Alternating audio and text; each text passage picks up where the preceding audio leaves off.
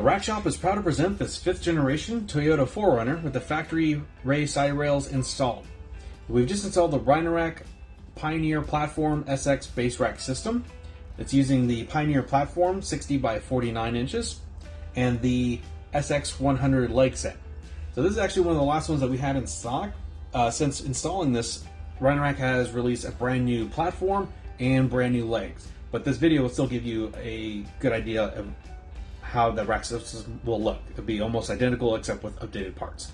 So the new platform is lighter weight, more aerodynamic, and the leg set has been improved with an all black finish.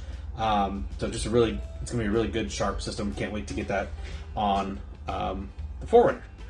So overall, you have a carrying capacity of 175 pounds evenly distributed, and just a great way to carry a bunch of gear with all the different T-slots and accessories available for their platforms.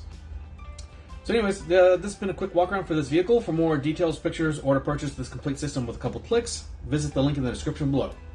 And that's going to be it for this one, but like always, thanks for watching.